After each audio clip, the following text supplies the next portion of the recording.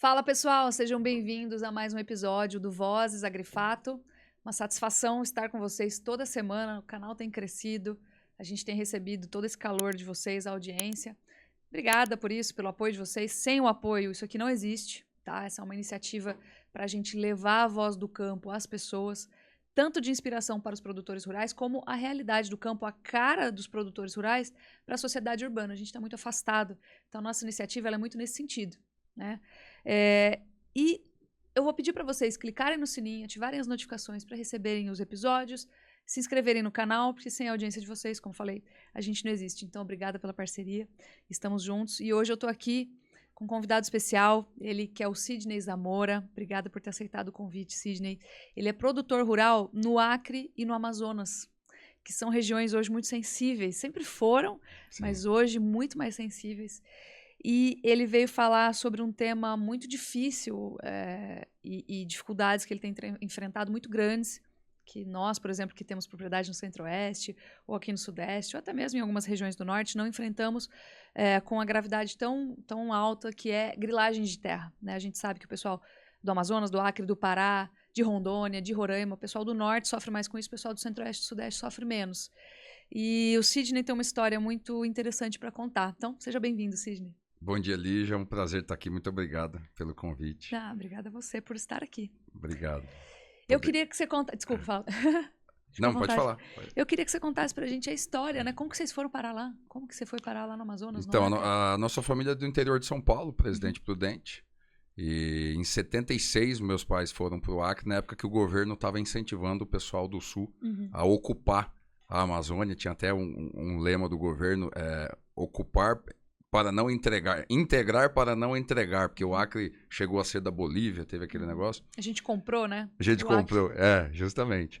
E aí o acesso a crédito, o governo estava dando muito acesso a crédito. Naquela época era obrigado a desmatar no mínimo 50% da área para ter o acesso a crédito, porque a ideia era realmente produzir, desenvolver, tornar aquela área produtiva. E aí meus pais foram, casaram, com 25 anos meu pai, 20 a minha mãe, casaram e no dia seguinte foram pro Acre. Oh, geração boa, nossa. A lua de mel foi lá. Muito bom. Foi lá no Acre. E trabalharam muito, foram, construíram bastante coisa, foram comprando as terras, terra era barata, incentivo. Foi uma turma boa também, eles falam que foi sofrido porque não tinha nada, mas ao mesmo tempo teve uma turma boa que foi junto, de Prudente, foi muito prudentino para lá, até hoje tem. E foram construindo, sempre trabalhando com pecuária. A ideia sempre foi essa. Meu pai trabalhou com casa de carne também na época.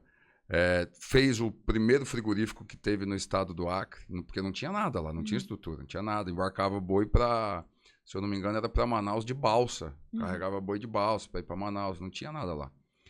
Então ele fez o primeiro frigorífico do estado do Acre, só que 30 dias depois de inaugurado ele não gostou muito da mexida do 30 dias depois. 30 dias depois. Ele ficou acho que uns 2 anos construindo e 30 dias depois não gostou muito. E ele tinha um sócio, o sócio gostava, já era do ramo de frigorífico e tal. E aí fizeram um negócio e a fazenda do Amazonas, que é a que eu vou mais contar a história hoje, foi comprada nessa época a troco da parte no frigorífico. Então ele entregou a parte no frigorífico e trocou em fazenda. Que foi a fazenda Palotina. Ela tem a minha idade. Eu sou de 87, essa fazenda tem 87 quando finalizou o negócio com ele. E aí desde então vem trabalhando essa fazenda. Hoje é uma fazenda altamente produtiva, tem 40 mil hectares ao todo. E vocês fizeram a abertura desse 50% de área dentro da legalidade naquele período? Dentro da legalidade. Tanto no Acre quanto a Palotina no Amazonas? A Palotina é 20% só aberta. Tá. Desde sempre? Não, meu pai abriu um pouco ela, tudo legalizado antes de 2008, desculpa. Tanto é que nós temos uma das únicas licenças de operação ambiental do estado do Amazonas. São pouquíssimas fazendas que têm essa licença aqui. Quem fornece é o órgão, o IPAAM, o órgão estadual do Amazonas. Nós temos há anos essa licença, renovamos todo ano, e ela é 20% aberta. Depois foi criada uma unidade de conservação ali e pegou uma parte da área de mata dela. Porém, a gente ainda pode usar ela como reserva legal da fazenda. Então ela não é... Ela é se híbrida, vamos tornou... falar. Ela é híbrida. Ela se tornou uma unidade de conservação, porém ainda compõe a nossa reserva. Tá. E tem 8 mil hectares de pastagem hoje essa fazenda. Fazenda grande. Totalmente legalizada. Toda a documentação a gente tem. Altamente produtiva. Tem umas 13 mil cabeças de gado lá, de cria. Uhum. A gente faz cria lá. E aí, desde 2016, a gente tem enfrentado um problema. A reserva dela foi invadida. Começaram a entrar de pouquinho, desmatando, invadindo. A gente imediatamente entrou na justiça. Né, Vocês perceberam ali a movimentação? Imediatamente, quando já fizemos BO, já entramos com o advogado. Conseguimos tirar os invasores com reintegração de posse judicial 2 vezes. Foram retirados. E eles voltaram a 3ª vez. Desobedecendo à justiça, voltaram. E daí a gente está tentando agora a 3ª reintegração de posse. Tivemos já até a 4ª decisão, só que acabou sendo suspensa por uma preocupação com vulneráveis. Porque agora o STF tem um entendimento que você não pode promover ou executar a reintegração de posse sem ter onde colocar essas pessoas. Pois é. E até uma estratégia. E o cara tá persistindo no crime e a gente ainda tem que cuidar do criminoso. Basicamente exatamente, justamente. E eles e os líderes lá, eles entenderam essa fragilidade da lei e usam algumas... Eu não tenho dúvida que tem pessoas inocentes lá, pessoas desavisadas, enganadas. Utilizadas assim como massa, né, de manobra. Como massa de manobra. Eu tenho certeza. Escudo humano, né? Exatamente. Eles apelam muito, eles fazem muito essa mídia apelativa, né? E eu até acredito que tem gente vulnerável lá, mas os líderes, o projeto ali deles é desmatar, é lotear e vender. Tanto é que tem muitos hoje invasores lá que não foram os caras que invadiram, que compraram já dos outros. Tem curral muito bem feito lá. Tem pá carregadeira abrindo ramal, fazendo aterro. Pessoa vulnerável pode ter uma pá ou pagar uma hora de uma pá? Não pode. Tem coxo coberto. Eu conheço muito fazendeiro grande que até hoje não tem coxo coberto. E eles já colocaram gado lá, já ocuparam com gado? Mais de 2 mil cabeças tem lá dentro. Brincando? A gente tem uma estimativa. Você tá brincando comigo? Mais de 2 mil cabeças tem lá dentro. E como você teve algum problema de autuação por conta dessa invasão? Que você teve que falar, mas eu já entrei aqui com boletim de ocorrência, depois eu tive... um mandato de reintegração de posse, o segundo, o terceiro. Você teve que se justificar e se explicar? Sim, graças a Deus, autuação não, porque a gente sempre denunciou desde sempre. Aí já entra lá no sistema. Já entra no sistema. Inclusive tem embargos lá nessa área da reserva que está invadida, mas em nome já dos invasores, dos líderes. Então a justiça e os órgãos ambientais sabem bem o caso que acontece lá, que é os invasores, porque a gente sempre fez muita denúncia. Mas o que já aconteceu, que a gente teve que se justificar, teve um frigorífico lá da região que bloqueou a nossa fazenda, compra da fazenda, porque o satélite detectou que ali tinha desmatamento ilegal. Então a gente os nossos advogados foram no frigorífico explicar, olha, nós temos uma extensa documentação, provamos facilmente, só que o advogado do frigorífico falou assim, tudo bem, a gente já entendeu que a autoria não é de vocês, mas ainda se trata de uma área de desmatamento ilegal. Vão no Ministério Público, que conseguiu uma liminar para conseguir abater aqui. Isso, aí fomos lá no Ministério, graças a Deus, lá, o Ministério Público entendeu a situação, liberou o frigorífico para comprar da gente, e a gente voltou a comprar. Conseguiu voltar a vender, desculpa, voltamos a vender. Nossa, então a gente teve que passar por esse constrangimento, né, e se explicar, porque realmente é a reserva da fazenda, essa área invadida. Então é uma reserva hoje que está com desmatamento irregular, ilegal. E eles entram armados? Entram armados. Até os dentes? Até os dentes. Todos eles têm armas. Ou arma de fogo, ou facão, foice.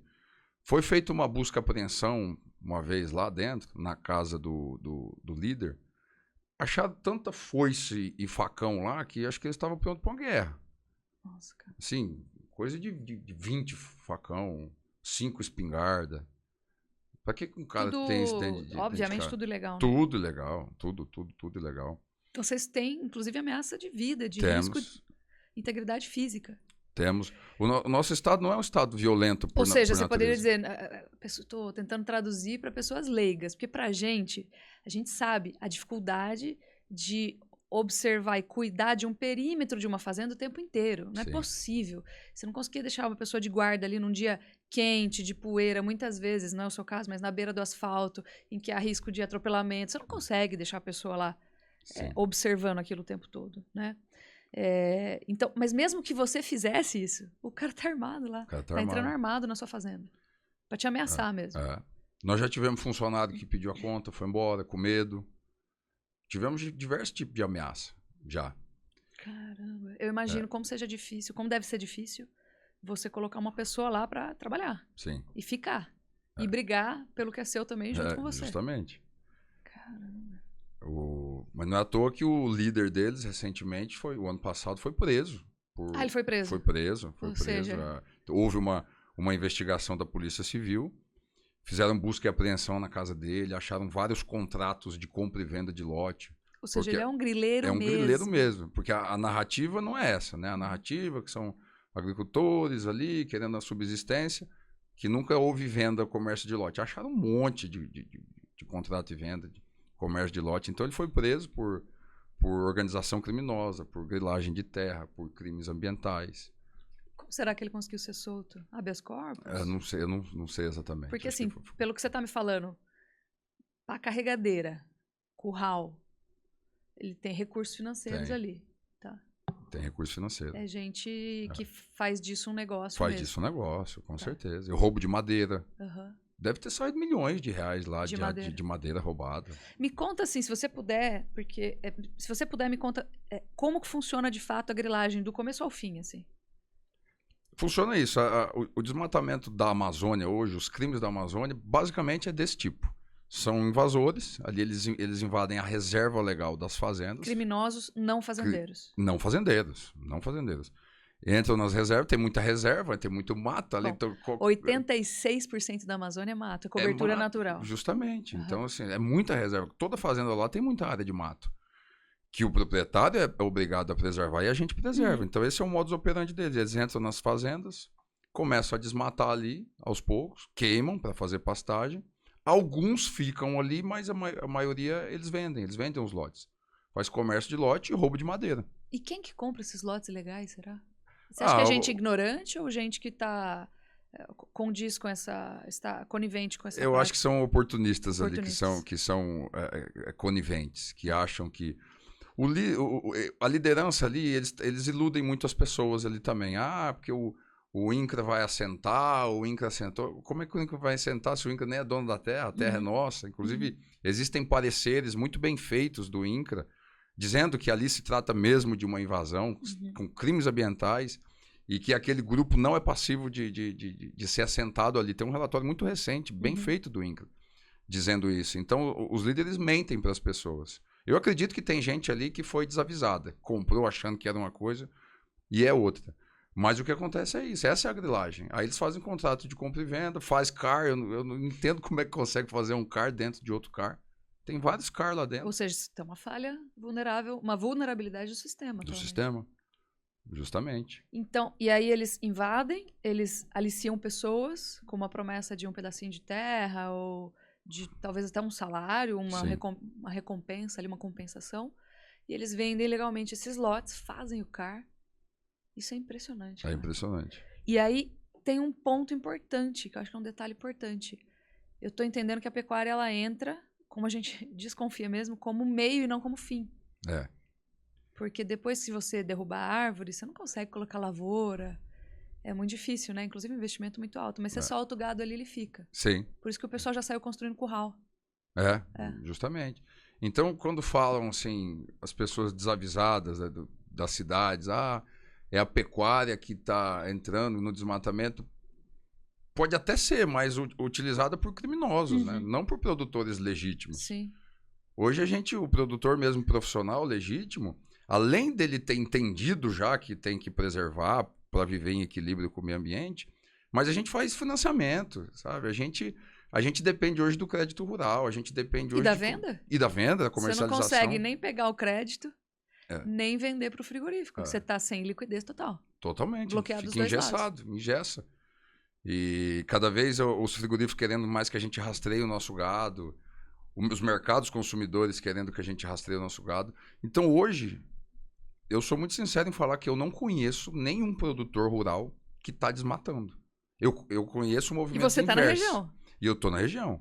Eu conheço o movimento inverso. Eu conheço algum produtor que tem alguma pendência ambiental e está tentando se regularizar. E está buscando os órgãos, buscando as instituições para tentar ficar regular. Esse é o movimento que eu vejo dos produtores legítimos. Mas a gente vê o contrário desses oportunistas, desses invasores, que são os legítimos grileiros. Uhum. Aí está desmatando mesmo, a torta e a direita. Nossa. E da sua área lá de reserva, quanto que você estima que já tenha sido desmatado? 4.000 hectares da reserva. De quanto de reserva que você tem? 32.000 hectares. Nossa, é bastante. 32.000 hectares, É bastante. 17 foi para essa unidade de conservação, que eu te falei. E o restante é onde eles estão desmatando. Tá. E aí eles tiram a madeira, Tiram a madeira, desovam essa madeira aí de roubam a alguma madeira em serrarias ali em vilas perto, vende para outras pessoas, para outros fazendeiros. É uma série de crimes que tem ali. Então tem a venda da madeira, a ocupação para Ilegal. venda de lotes ali, ilegal. E tem mais alguma coisa que eles façam ali? Eles trazem o gado, deixam ali. Como que eles limpam esse gado depois? Para conseguir abater, vender? Então, boa pergunta. Eu não sei como é que eles conseguem vender esse gado. É tudo Porque gado, se você foi notificado pelo frigorífico, aliás, você tentou vender, foi bloqueado, mesmo estando com toda essa... Como será que eles conseguem fazer isso? É gado frio, né? É gado frio, não deve ter registro no IDAF, no ADAF lá que chama do Amazonas, no órgão de defesa, não deve ter, não é possível que tenha. É tudo gado frio. Pois Então os é. crimes são esses, é a invasão da propriedade, é o desmatamento, é o fogo, é o comércio ilegal do lote, é a venda ilegal da madeira. E eles estão avançando em cima E estão avançando. da sua propriedade. Estão avançando. Continua avançando. A gente monitora via satélite, temos relatórios atualizados e sempre acionando a justiça. E eu imagino a perda de eficiência, de recurso e a grana que você tem que gastar com advogado, monitoramento. Muito. Perder um tempo gigantesco disso. Eu vi um vídeo seu da sua equipe. Acho que você que estava filmando, na verdade, estava junto, né? Vocês Sim. todos ali combatendo o fogo. Esse ano você teve o problema do fogo. Sim. E aí, como foi isso? Eles que botaram fogo? Eles que colocaram fogo. Não foi a primeira vez, só Eles que colocaram fogo na reserva. Eles colocaram fogo na reserva, desmatada, para limpar, pra eles fazerem pasto. O capoeirão ali que fica. O capoeirão, Mas também colocaram fogo nos pastos, também. De vocês. Nosso, para causar o caos, né? O tumulto. Eles sabem que a gente Vocês denuncia. estão em guerra. Estamos em guerra. Nós estamos num conflito. Eles sabem que a gente denuncia. E ainda mais depois do primeiro dia que pegou fogo, que eu já comecei a denunciar e colocar nas redes. Aí que eles começaram a colocar fogo mesmo nos pastos. Os nossos funcionários viam assim, é incrível. Apagavam fogo aqui e começavam aqui, assim. Sabe? Era criminoso mesmo. Assim. Então eles quiseram instalar o caos na fazenda. Eu não sei se.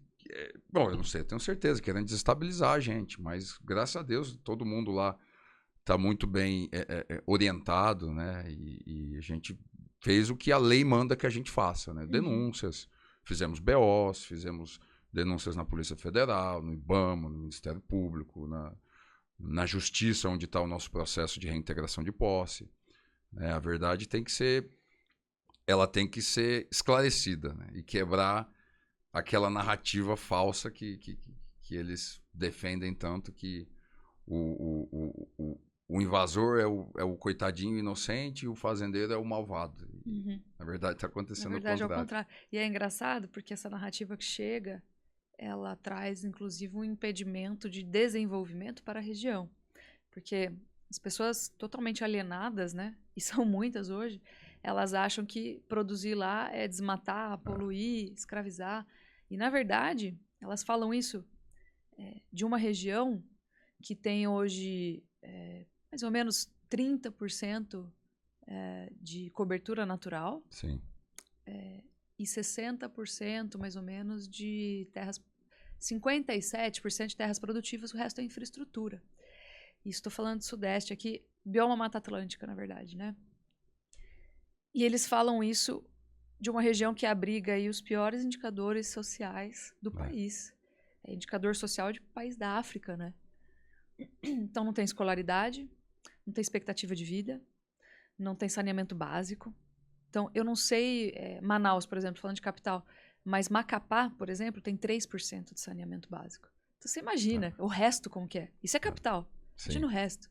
Então, assim, onde houve desenvolvimento, houve bem-estar humano. Né? Desenvolvimento de pessoas, de intelectos, de oportunidades, né? De prosperidade. Então, as pessoas falam muito isso querendo preservar uma coisa que é assim, imaginária, né? Exatamente. Na cultura deles. É lá. Lá não pode, lá é proibido, lá tem que ser, mas tem pessoas lá. Inclusive, nós temos nessa fazenda tem uma escola que, se eu não me engano, foi inaugurada em 2010. Vocês construíram a escola? Nós construímos. Puxa. Meu pai começou a ficar... Meu pai sempre, desde sempre, ele acreditava que tinha que cuidar das pessoas. Nós temos hoje em torno de 130 funcionários lá nas fazendas, todas lá. Nessa deve ter umas 70, 80 pessoas, entre funcionários e moradores. E ele começou a ver crianças ali, filho de funcionário, não estudava, a escola pública era longe, o acesso era ruim. Aí ele chegou na prefeitura mais perto, que tinha na prefeitura lá do município, e falou, ó, eu vou ceder um pedaço lá, faz uma escola lá dentro da fazenda para os filhos dos nossos funcionários e tal. A prefeitura não tem recurso na época. Aí meu pai, tá bom, eu faço a escola, então você paga a professora? Eu também não tenho recurso para pagar a professora. Então eu faço a escola, eu pago a professora. Você deixa os alunos estudarem lá? Falou, pelo menos você faz seguir a cartilha do MEC para eles terem o currículo. Não, isso aí a gente consegue fazer. Porque senão não é aprovado também. Não é aprovado, não consegue depois fazer faculdade. E assim foi feito. A gente tem essa escolinha lá. Todas as crianças hoje da fazenda estudam, são alfabetizadas. Crianças de fora da fazenda ali da estrada do nosso também ramal utilizam. ali, também utilizam. A gente permite ali que tá abertas as portas ali para criança. Pois é, onde tem produção, tem desenvolvimento. Assim, uma produção séria, que ele respeite as leis, obviamente, não esse outro pessoal. Então, isso é uma coisa que me chama muito a atenção, porque eu falo, gente, vocês falam essas coisas de um celular, do ar-condicionado, vocês não estão falando essas coisas de cima de uma árvore nativa, né? Entendeu? Então, infelizmente, né? Na verdade, não é infelizmente, é natural. Que tenha integração. Né? Afinal de contas, nós somos parte da natureza também. Com certeza. E a gente precisa coexistir em harmonia. E aí você faz toda uma transformação ali para crianças que talvez não conseguissem frequentar a escola. Né? Porque certeza. Essa história de que toda criança até 4 anos tem que estar matriculada, vai para o Brasilzão mesmo aí para você ver o que está acontecendo. Se essas crianças estão indo para a escola. Ou o que elas têm que fazer para ir para uma escola que muitas vezes não tem energia elétrica, água encanada, saneamento. Sim. Né? O Aldo Rebelo mesmo conta que uma vez chegou lá, tinha uns ribeirinhos, ele viu as crianças desembarcando de uma canoa, chegou lá e falou, o que é isso aqui? As crianças estão indo para a escola. E que ele, não, eu quero conhecer essa escola. Foi lá, tá no livro dele. Professor, o que é isso aqui? Cheio de vela no chão ali, um monte de toquinho de vela. Aí ele falou assim, então, é para eu corrigir as provas à noite, porque não tem luz aqui. É isso. Olha só. É isso aí. É exatamente isso. Então isso é uma coisa que me assusta. Porque as pessoas falam sem lembrar da humanidade que tem lá. São 30 milhões de amazônidas, né? De pessoas que moram no bioma amazônico. Pessoas muito carentes, que até hoje ainda tem um pedaço lá da estrada que não é asfalto, já melhorou muito, mas eu cresci, eu lembro quando eu era criança, estava lá em Rio Branco, eu lembro do meu pai, essa fazenda fica a 120 quilômetros de Rio Branco. Ela é bem pertinho da divisa. Eu lembro do meu pai demorar 8 horas para fazer esse trajeto. Às vezes dormir na estrada. E os funcionários sofrendo mais ainda. Claro. Né? Que morava lá, tudo, às vezes ficava doente. O não acesso tinha para onde ir. Não tinha para onde ir. Então, o progresso, ele é necessário por um bem social. E tem pessoas lá. Existem pessoas lá.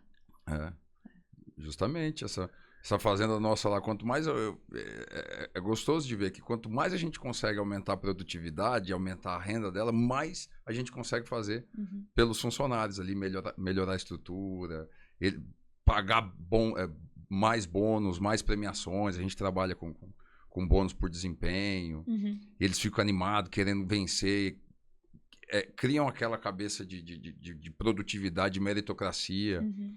Então eu vejo que que eu tenho funcionários lá que tem muito mais valor do que muito amigo meu daqui de São Paulo. Aqui. Ah, com certeza. Com certeza. Eu sei do que você tá falando.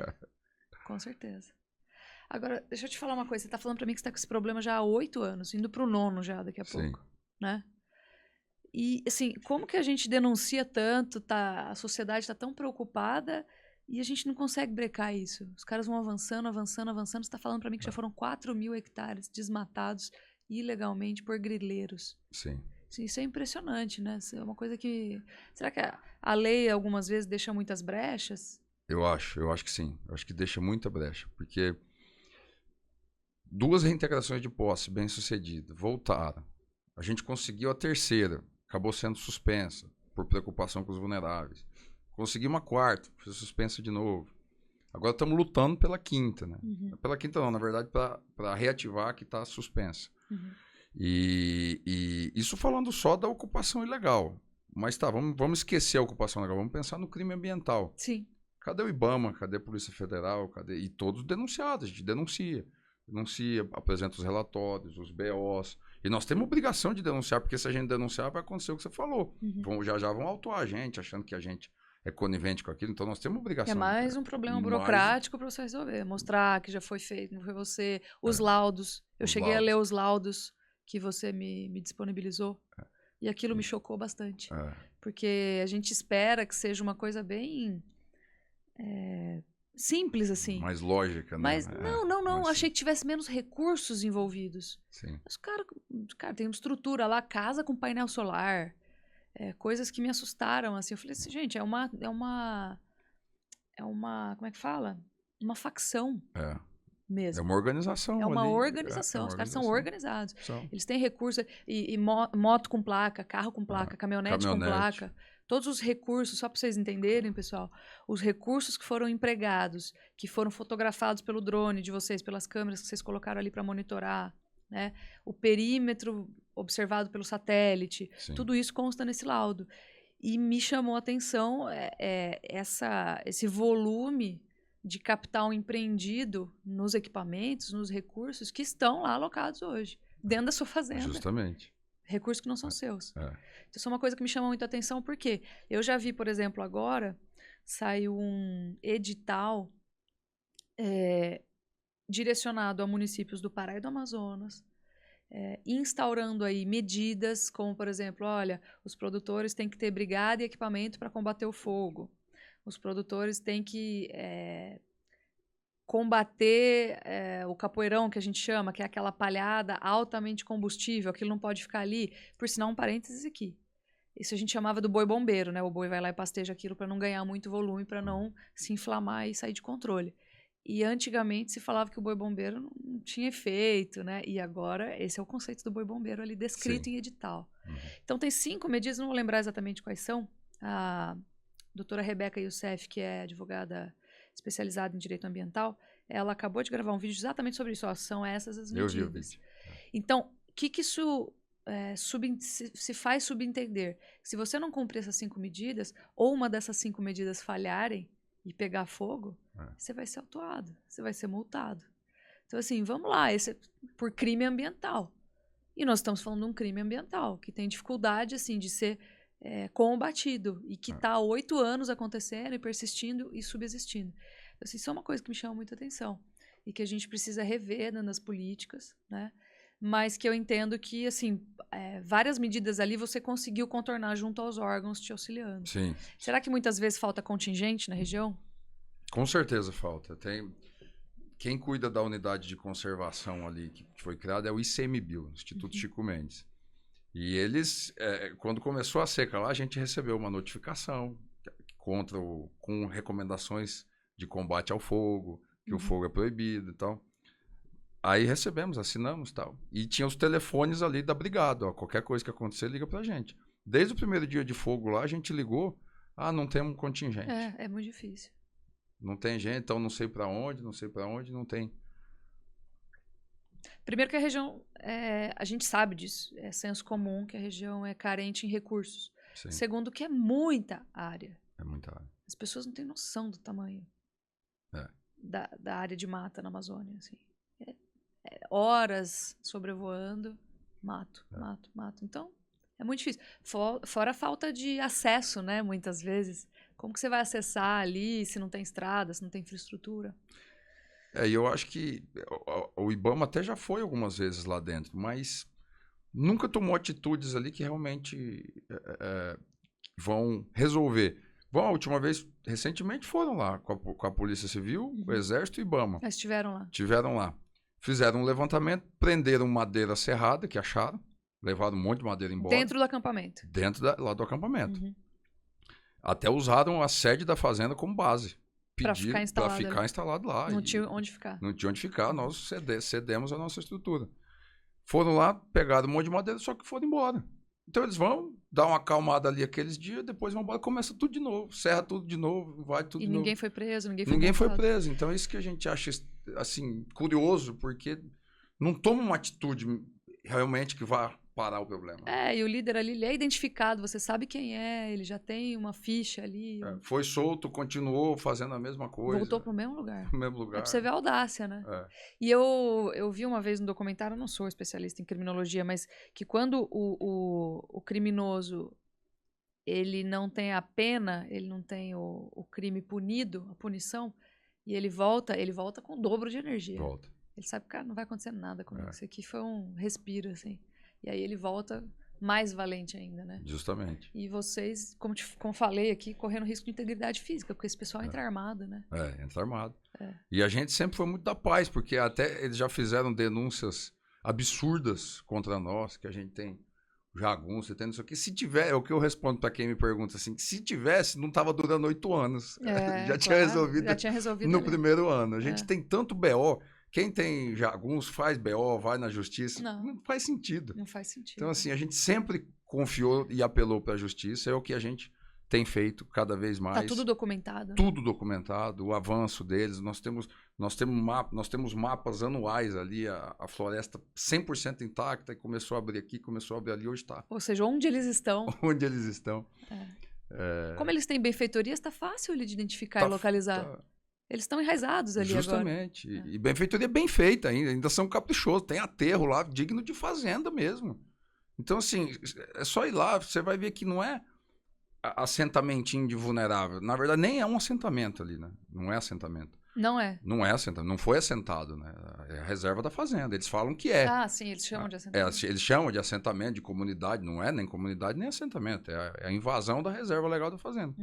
Mas tem grandes aterros lá dentro, grandes pontes bem feitas, casas bem feitas, currais bem feitas. Então, tem estrutura, tem recurso para fazer aquilo. Da onde vem esse recurso? Queria saber também. Será que é da venda da madeira ilegal? Será que é da venda dos lotes? Não sei. Provavelmente. Provavelmente. A gente sabe que tem uma questão hoje de como fala? Conflito em terra pública, por exemplo, o pessoal entra, mesmo processo, entra em terra pública, é muito grande, algum parque nacional, desmata, invade e depois tenta regularizar o imóvel, né? Inclusive tem gente lá que já foi beneficiada de reforma agrária em outro lugar. Isso também é uma coisa, né? Sim. Isso a gente sabe há décadas. Ganha um lote ali, aí vende, aí vai, invade outro lugar, ganha um lote ali e fica. O cara não quer trabalhar. Não quer trabalhar. Ele quer tirar a terra do outro. Né? Isso é Esses conflitos fundiários, assim, a gente precisa ver a origem dele, tem que ser tratado caso a caso, né? E a gente tem uma outra questão agora, que é a ampliação de terra indígena contra a pacificação que aconteceu no Marco Temporal de 88. Então, tem outras questões aí que a gente quer trazer para cá também para compreender como funciona. Porque acho que é muito importante o que você falou. Tem gente que queima o capoeirão sim, põe fogo, desmata. Para ampliar a terra, por exemplo. Mas esse não é o fazendeiro verdadeiro. Esse não é o fazendeiro verdadeiro. Né? Por quê? Porque esse cara hoje ele é penalizado por isso. E eu acho importante também, Sidney, a gente entender assim, que não existe um mundo cor-de-rosa, como as pessoas gostam de inventar.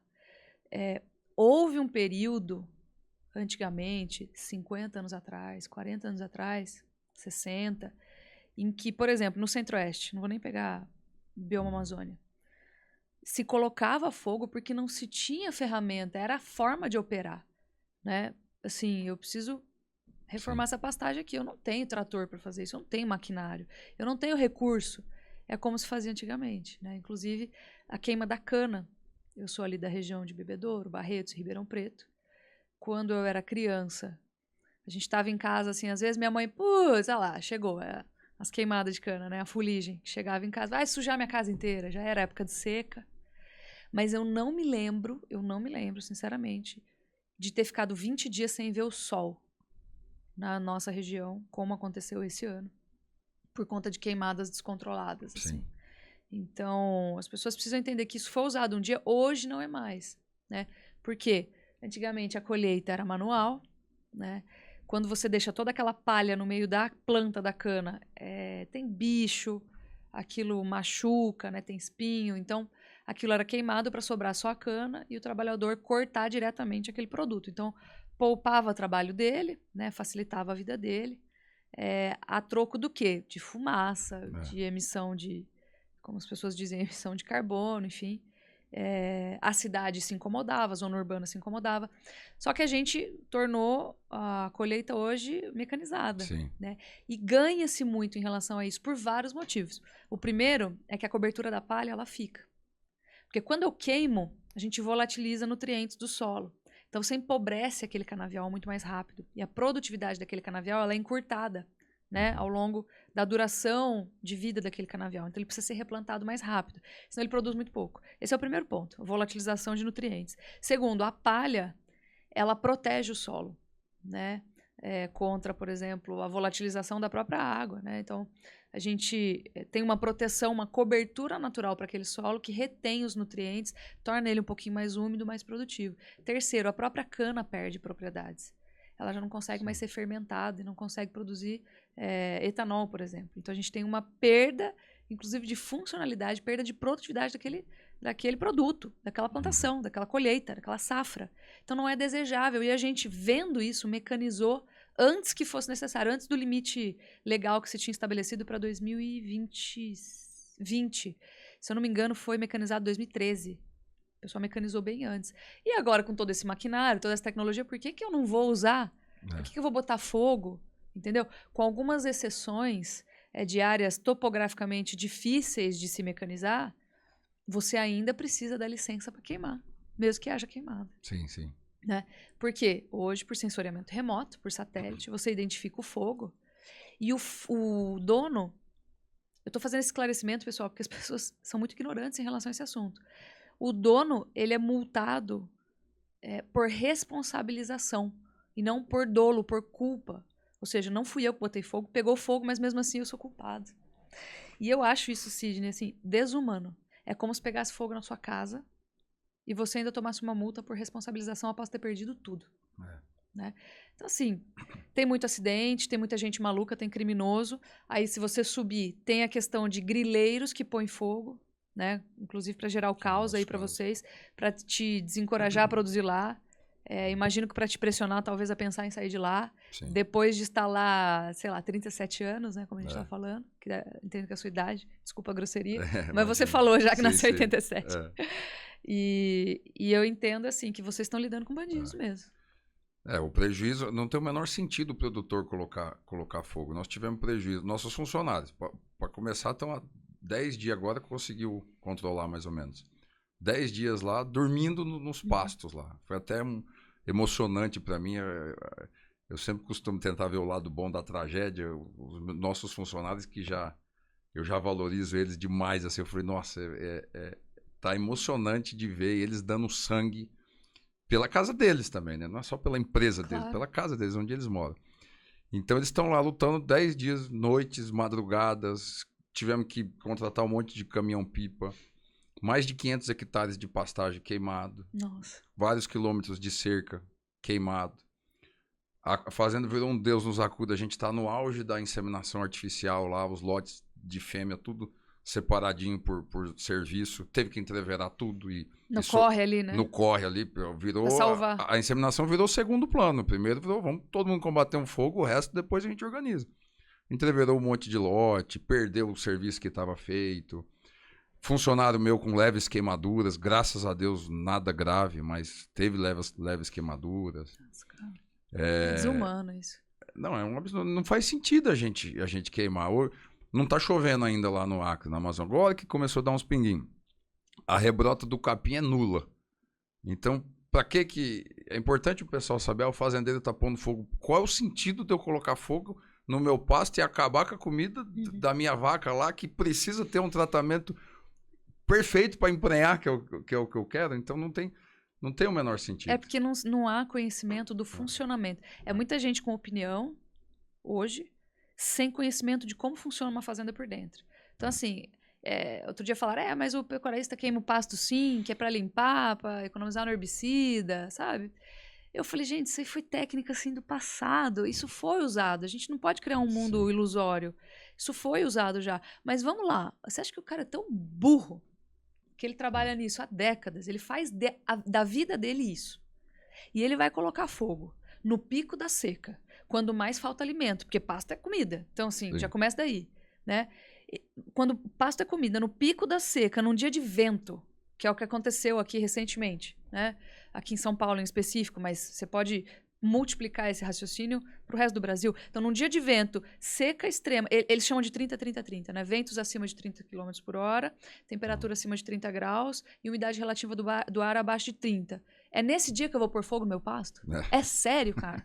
Você tá falando sério? Que o cara não tem, e descontrola.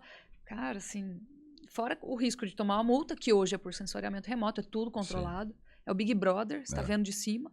Então, assim, não faz sentido o que você tá falando. Já fez sentido um tempo. Mesmo assim, o produtor ele não é estúpido a ponto de fazer isso num dia de altíssimo risco, numa época em que falta comida. Não é ali que ele vai fazer.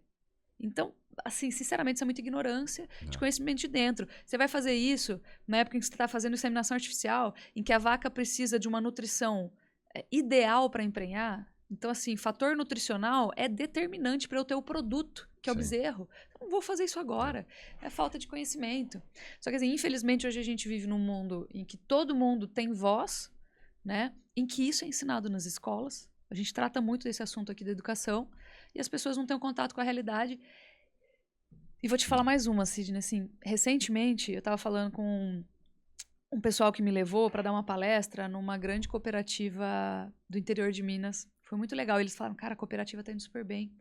A gente está vendendo pra caramba a ração, está dando super certo a iniciativa, uma iniciativa cooperativista, né, tal. Só que nós estamos com um problema. Na fábrica, a gente não consegue contratar.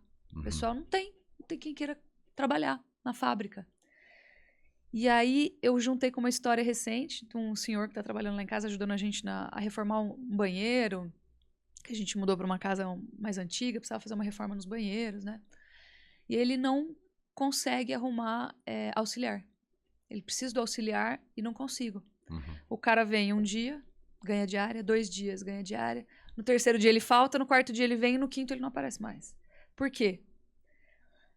Hoje, o QI médio do brasileiro é 83. É um QI limítrofe. Ou seja, a média das pessoas no Brasil não tem um desenvolvimento de inteligência suficiente para ganhar muito mais do que um salário.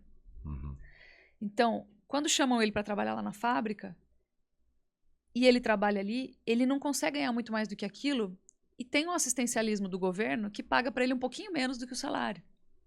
Ele fala, cara, eu vou ganhar para trabalhar e gastar meu dia inteiro aqui ou eu vou ganhar sem fazer nada? Eu vou ganhar sem fazer nada. E aí, quando ele se aperta, ele vai lá, faz 1, 2, 3 dias de diária, faz um bico e volta.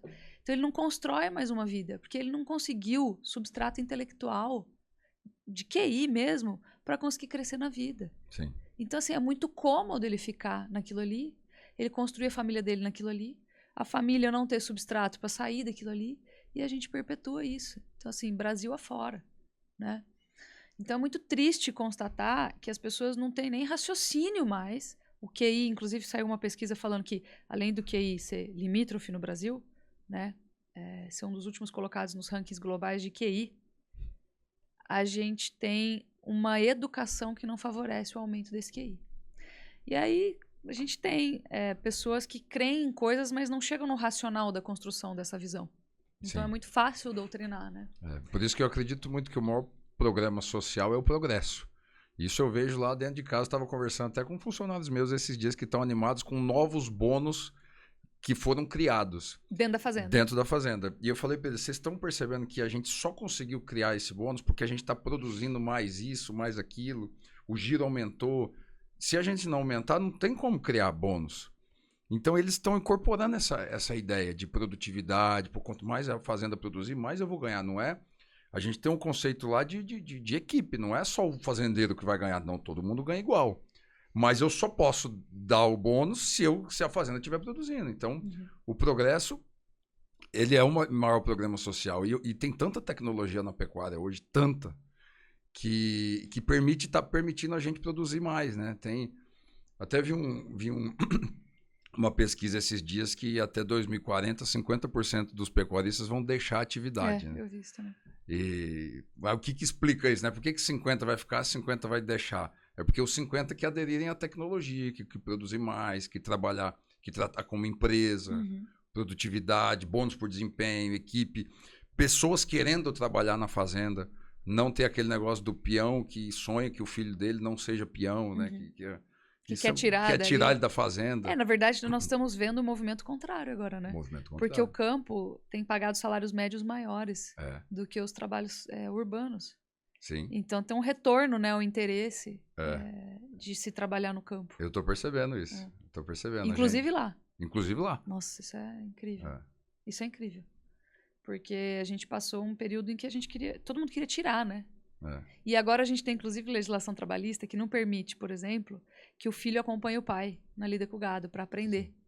E assim, andar a cavalo é uma coisa que você... É igual andar de bicicleta. Se você não aprende pequeno... Se você aprende pequeno, você aprende pro resto da vida. Mas se você não aprende pequeno, a habilidade que você precisa para compreender a bicicleta, o cavalo mais ainda, porque é um ser vivo, né? Com vontades próprias.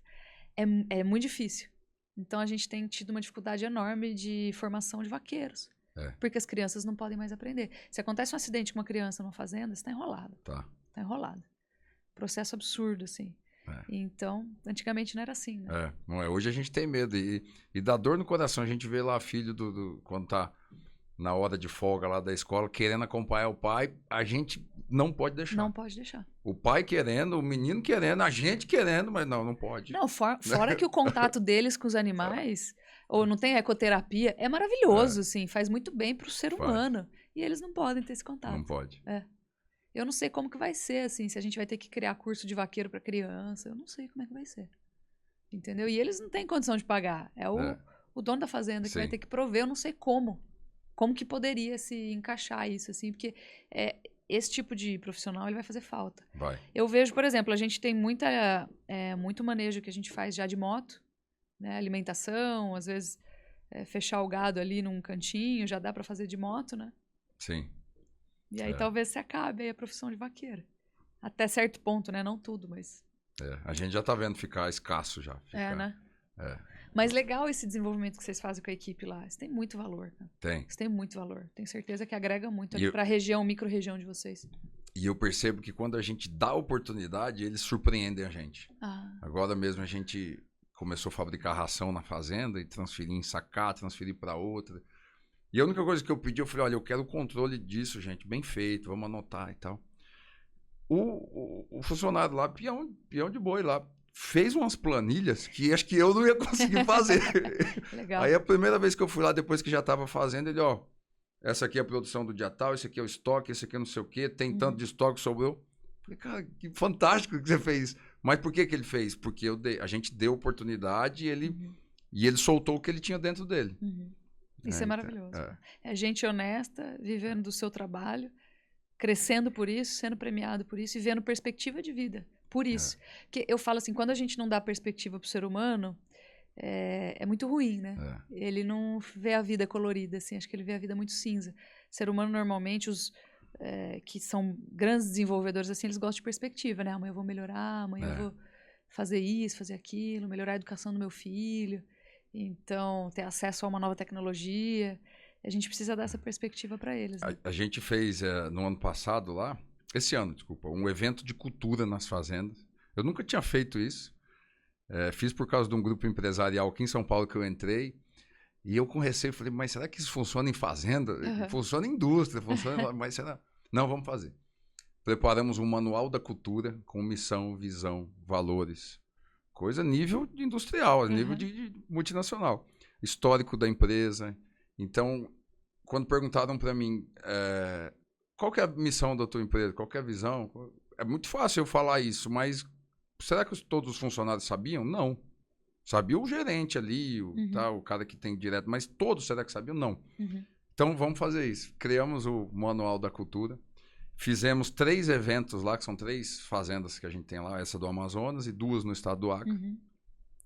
E foi um evento maravilhoso. A ideia era contar a história da empresa, como tudo começou, a história daquela fazenda ali, como que chegou até ali, como que os meus pais foram para lá, como que eu me preparei também. Por que eu vim estudar, porque às vezes eles não têm noção, fica lá em São Paulo. Não, eu tô aqui me preparando para levar coisa para lá. Então a gente contou essa história, falou missão, visão, valores, fizemos brincadeiras ali dando premiação e reconhecemos, a gente tem vários funcionários acima de 20 anos de casa. Nossa, sério? Fizemos premiações. São a família de vocês. É a família. É a família. Que vira o processo todo ali. E a gente deu plaquinha de reconhecimento para todos eles. E falamos dos projetos da empresa. Onde a gente quer chegar, como que a gente vai produzir mais. E foi muito legal, porque todos conseguiram se sentir pertencendo àquilo. Até foi muito legal o momento lá que a gente estava premiando um que tinha 20 anos de casa. E o cara que estava me auxiliando no evento falou, esse aqui tem 20 anos, qual que é o mais novo aqui? Aí teve um que levantou o dedo e falou, quanto tempo você está aqui? 1 mês.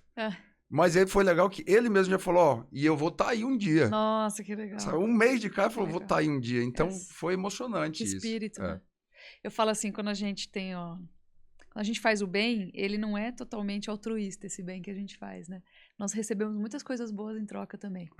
Então, quando você faz o bem, quando você tem uma boa relação com a sua equipe, você atrai pessoas que merecem essa confiança, que merecem esse bem. Que elas sabem enxergar aquilo, reconhecer aquilo e lutar por aquilo também como um conjunto. E em troca você tem pessoas boas, que melhoram o seu ambiente e que multiplicam aquela comunidade, né? Que fazem quase que uma seleção e multiplicam aquela comunidade. Aí você é bom, o cara que trabalha para você é bom também, a família dele, por exemplo, é boa também, o filho dele é bom, depois vai fazer uma família boa, e isso propaga, né? Isso é muito positivo. Eu falo que esse bem, ele nunca é 100% altruísta. Olha, vou me matar aqui e doar todo o meu patrimônio. Não é assim que funciona. As pessoas têm uma ilusão, ninguém faz, né?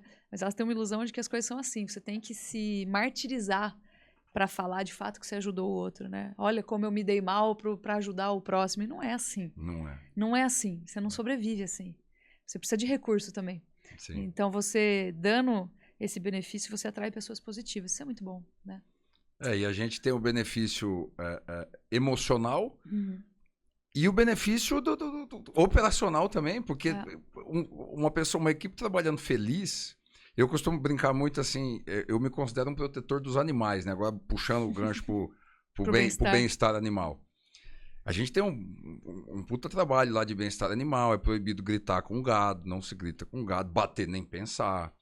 Né? Eu falo que as minhas vacas lá são damas, né? Tem que ser tratado como dama, né? Ela não pode ter estresse. E eu costumo dizer o seguinte, o fazendeiro que hoje maltrata o animal, ele é muito burro. Claro. Ele é muito burro. Claro. Tá perdendo. Porque é mais rentável que o animal esteja feliz, tranquilo, a vaca vai emprenhar melhor, tudo vai ser melhor. E eu levo isso para toda empresa, não só o bem-estar animal, o bem-estar do funcionário, da equipe. Não só com interesse, eu me importo com ele, mas também pensando na empresa. E o animal tranquilo? O funcionário também trabalha tranquilo. Não volta para casa no fim do dia todo tenso, duro, nervoso, grito, paulada. Isso não, né, é contraprodutivo. Eu falo que o pessoal do leite sente muito. Porque vaca maltratada, vaca leiteira maltratada, ela penaliza a produção de leite na mesma hora, no dia. Né? Prejudica a ocitocina, o leite não é produzido direito. A gente tem uma queda na produção. Só que no gado, você vai sentir isso só lá no rendimento do frigorífico. Sim. E aí você terceiriza a culpa. O frigorífico não rendeu. Eu sei que nós temos problemas, mas tem uma parte do problema que é interno. Sim. Então, muitos hematomas, pH da carcaça inadequado. Então, quando o animal sofre o estresse, a gente tem uma penalização pela questão do pH na carcaça, a carne fica mais escura, é menos desejável. Então, a gente tem um problema produtivo, mas que normalmente ele não é tão visível, tão sensível quanto no leite, porque no leite é no dia. E o quanto você tirou de leite é dentro da sua fazenda, a culpa é sua. Não tem nem alguém para jogar a culpa, né? Para falar que a culpa é dessa pessoa. Então eu falo, isso aí, a gente tem cada vez percebido mais, né? Buscado aí o tal do manejo nada nas mãos, o tal do manejo racional, né? Conversado mais com os animais. Agora, vamos lá, na média, tem sempre exceções. Tem sempre pessoas que fazem coisas erradas em qualquer setor, né? Mas eu entendo que as pessoas estão entendendo isso cada vez mais, até porque o produtor, que é produtor mesmo no seu interior, ele gosta de bicho, né? Ele gosta do animal, ele é apaixonado pelo animal. O meu irmão, por exemplo, só fala disso. Vai falar de outra coisa com ele. Ele não fala de nada, cara. Você fala assim, cara, você não pergunta se a pessoa tá bem, se casou, se os filhos estão indo na escola, só fala de boi. Boi, cavalo, boi, cavalo, boi, cavalo. É fanático, ele ama aquilo. Eu falo então, que às vezes é apaixonado até demais. Até demais. Aí toma decisões emocionais e não profissionais. Né? Exatamente. É apaixonado demais naquilo. Só fala, bota ele apaixonado em genética. Eu botei ele com o João Teles aqui, apaixonado em genética. Eu falei, vou sair daqui. Fica vocês aí falando 3 dias. São apaixonados. Então, quem gosta, gosta mesmo. E gosta do animal, gosta do convívio com o animal, né? Da troca, da interação. Uma tropa bem tratada, que é ferramenta de trabalho. Como é que eu vou tratar mal um burro, bater no burro, no cavalo? Ele é minha ferramenta, é meu parceiro de trabalho. Aliás, pessoal que faz muito gestão de pessoas, sempre fala isso, né? Ó, eu chego na fazenda, eu olho a porteira, se tem uma tábua caída, assim, que só falta dar uma pregada, eu já me vem na ideia. Aí eu olho as casas, se tem varal na frente, lixo do lado, e eu peço para olhar a tropa. A tropa mal cuidada, esquece, cara. Tá tudo errado ali, nós vamos ter que mexer tudo. Então é por aí, são os sintomas, né, os diagnósticos.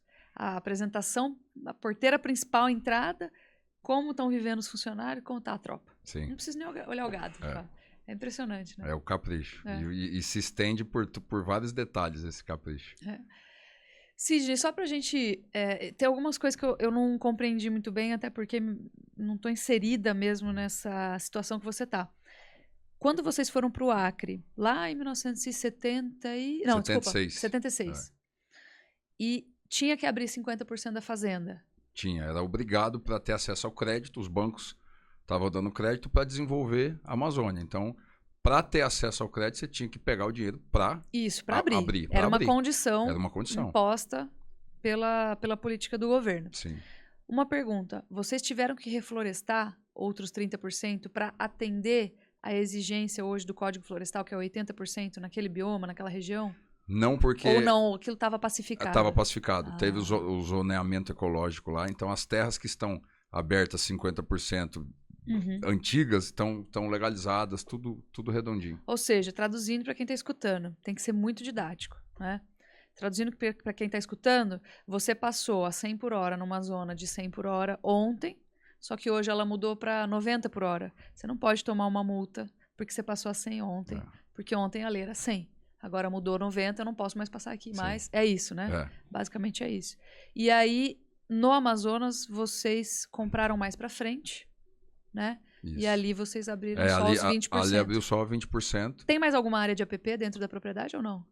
Tem várias. Inclusive essa fazenda do Amazonas, nós fizemos um PRAD, Programa de Recuperação de Áreas Degradadas, né? E recuperamos todas as APPs da fazenda. Essa fazenda do Amazonas, eu falo que é a mais sustentável do mundo, Brasil. Do Brasil. Do mundo, talvez. Talvez. Porque o Brasil é o mais sustentável do mundo. Ou seja, você tem 80% de reserva legal. Sim. Reserva legal. E mais quanto por cento de área de APP lá? Você lembra? De APP eu não vou lembrar agora. Mas você tem mais de 80% da fazenda preservada. Tem. Vamos arriscar. Vou ter 81 aí por cento, eu vou ter. 81% de preservação. De preservação. Pois é, cara. Aí que tá. A gente devia colocar isso na embalagem da carne. Carne produzida com 81% de área, dentro de 81% de preservação. Num território 81% preservado. Inclusive, eu já quis fazer projeto de crédito de carbono nessa área. Só que hoje eu não posso fazer, porque com esse problema da invasão, como que eu vou garantir para qualquer órgão que não vai ter desmatamento. Se o O desmatamento... estoque de carbono ali. Se agora ele está desmatando ali, agora estão desmatando mais, agora está queimando. Nós controlamos o fogo no pasto, mas a reserva está queimando. Então, não tem como eu fazer nada nesse sentido de preservação enquanto essa situação estiver lá. Quando a reintegração de posse acontecer, saírem dali, aí eu vou fazer algum projeto de reflorestamento, de alguma coisa que a gente vai... Você, né? Eu. É isso aí. Esse é o nosso Brasil, cara. Sim. Tá bom, Sidney, deixa eu te dar um presente aqui. Opa, muito Peraí, obrigado. só deixa eu ser mal educada e abrir seu presente. É. Aqui é um livro que eu tô dando de presente para os convidados, que é, eu vou colocar aqui, ó, A Carne Nossa de Cada Dia, que é escrito pela Diana Rodgers e o Rob Wolf, e ele é revisado pela minha amiga Lívia Padilha. E em inglês ele chama Sacred Cow. Eles acabaram de traduzir para o português. É um best-seller, então demorou para ser traduzido para o português. E a Lívia fez toda a revisão técnica e fez os infográficos dele. Então, ele combate com estudos científicos, consolidados, sérios, todas as falácias sobre a carne, que a carne desmata, né? Que o boi desmata, o boi é meio, não fim. Que o boi emite gás de efeito estufa, que consome aí não sei quantos mil litros de água por um bife, enfim, que faz mal para a saúde. Então, ela com argumentos científicos, técnicos, consolidados, a Diana, né, com a ajuda da revisão técnica para a tradução da minha amiga Lívia Padilha, fez escrever esse livro. Então, eu vou te dar. Com certeza você já conhece o conteúdo. Muito obrigado. Mas assim, pessoal, tá na Amazon à disposição. A gente não ganha nada com isso, eu sempre reforço. Não estou vendendo esse livro. Comprem o livro. Para quem já conhece o conteúdo, compre uns 3 exemplares, deixe no seu banco de trás da caminhonete, vai dando para as pessoas. Por quê? Porque a gente está perdendo a comunicação, né? Sim. A guerra da narrativa. Então, eu te trouxe esse livro aqui para, na verdade, divulgar o livro, né? E te presentear com esse conteúdo aí, que é muito legal. Para quem às vezes fala para mim, quero combater lá na escola do meu filho, falar uma mentira sobre o agro. Tá mais ou menos tudo aí. Não é a respeito da pecuária brasileira. A pecuária brasileira ainda é melhor do que isso. Sim. Né? Mas fica valendo aí o livro da Lívia. Valeu, Lívia, querida, pela revisão técnica. E é isso. Muito obrigado. Desculpa, fala. Vou defender mais ainda agora. Vou ter mais informações para defender a nossa pecuária. Eu sempre falo que é muito fácil defender, porque a verdade está do nosso lado. Pois é. É só olhar com atenção, né? Qualquer ambientalista assim que quiser que quiser me visitar lá para ver como é que a gente trata o gado, ver como é que a gente cuida do... Tá, as portas estão abertas. Eu tenho certeza que vai surpreender qualquer um que vai lá. Que às vezes eu converso aqui na cidade, aqui em São Paulo, gente, a gente faz isso, aquilo. Nossa, eu não sabia, eu não imaginava. Então a verdade está do nosso lado. Tá do nosso lado, assim, mas tem gente que às vezes não quer enxergar. Não o cara tá com uma coisa na cabeça, ele quer acreditar naquilo como se fosse uma religião e isso é muito triste. Eu tenho um amigo do norte do Mato Grosso e ele recebeu uma equipe da TV francesa e ele falou, vem cá que eu vou te mostrar, vou abrir as portas e te mostrar. E aí já chegou a jornalista, era vegana, ele já teve que arrumar uma refeição diferente para ela, o pessoal já chegou todo... E eles fizeram a matéria, ele pediu para filmar a filmagem. Você já tá veiaco, você já sabe do que eu tô falando. Deixa eu filmar o que vocês estão filmando, porque eu quero ver o resultado final, porque sofre edição. E quando foi ao ar, não tinha nada a ver com o que ele mostrou para as pessoas lá, entendeu? Então não mostraram lá a compostagem dele, todo o tratamento de dejetos, a área de reserva legal que ele tem, toda consolidada, toda regularizada, não mostraram nada disso, né? Então, assim, é complicado. Tem uma parte muito desonesta aí lutando contra a gente, mas a gente precisa melhorar a nossa comunicação. Sim, é um desafio que a gente tem. É uma grande crítica ao nosso setor. Ninguém tá afim de pagar, né, por isso. E precisa ser pago, a gente precisa produzir peças, né, de comunicação. Sim. Isso é importante. Agora, eu falei o seguinte, a gente soltou um vídeo ontem promocional, né, depois eu vou pedir para as meninas colocarem o vídeo aqui. Acho que é legal. Pra gente saber a verdade, por exemplo, agora que tá esse debate sobre as queimadas, o fogo, né, o fogo que botaram lá na sua reserva e tal, e que botaram na sua área também, fala assim, cara, para você saber quem tá botando fogo, é só olhar quem tá chorando, porque perdeu tudo, com a cara cheia de fuligem. Acabou, cara. Acabou. Não tem mais. É só olhar. Quem que tá chorando? Quem que tá triste? Quem que perdeu? A verdade tá aí. Tá bom. Exatamente. Eu tinha uma última pergunta para te fazer. Qual hoje é o seu maior desafio Pensando assim, nos últimos 10 anos, qual que é o maior desafio de produzir lá na sua região?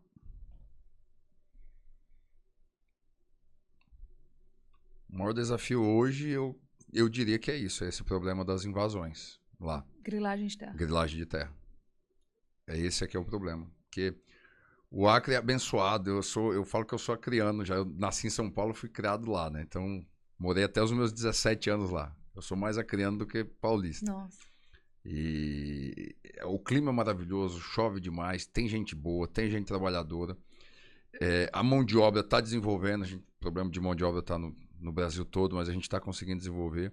O único problema que a gente tem hoje lá é essa grilagem de terra, que está para todo lado. Eu estou falando do meu problema aqui agora, mas tem vários problemas desse tipo. Tenho vários amigos lá que estão com a terra também inconforme, porque desmataram na reserva legal dele, o satélite pega, é o fulano de tal, bloqueia a fazenda dele.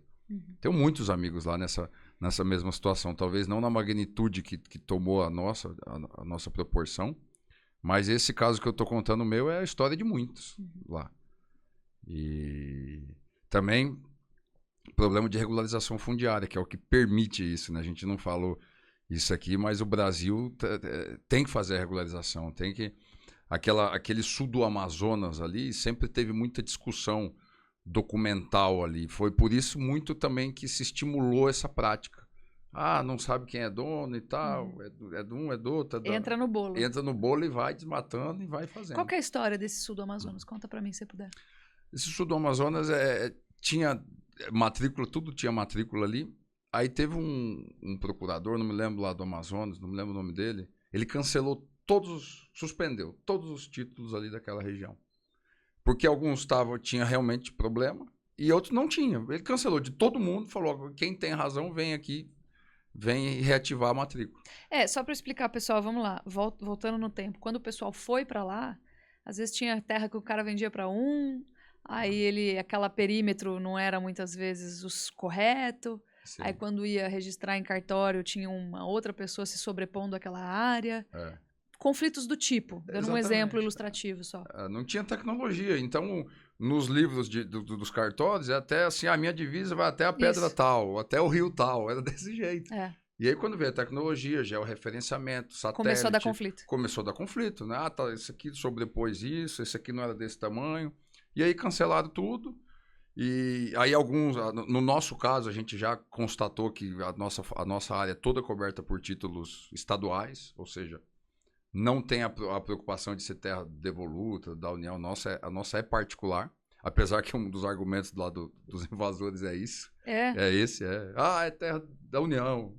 Não é. De onde? Quem falou isso? Nunca foi dito isso. Pois é, mas inclusive a gente tem parecer do INCRA, né, pareceres muito bem feitos, técnicos, do INCRA, de anos atrás. Temos 3 pareceres muito bem feitos atestando que a nossa área ela é particular, coberta por títulos do estado do Amazonas, e não tem interesse para a reforma agrária. Nós já temos esse parecer antigo. Então, essa discussão da nossa área não tinha nem que haver. Mas é o que eu te falei, os líderes enganam lá os liderados. Né? A terra é do governo, é pública, e vai todo mundo invadindo. Então, existe esse problema. Tem outras terras lá que realmente tem problema de não ter título. Então, isso aí beneficia os oportunistas, beneficia os grileiros. Eles pegam a instabilidade, a insegurança jurídica e se metem ali no meio. Isso acontece muito no Pará também, né? Sim. A gente já teve muito problema disso. Inclusive problemas armados, né? Tá bom, muito bem. Se Deus quiser, vai dar tudo certo. Estamos torcendo por vocês e contem com a gente. Muito obrigado. Obrigado mais uma vez por estar aqui. Adorei o papo. Bom demais te conhecer pessoalmente. Obrigadão, Cid.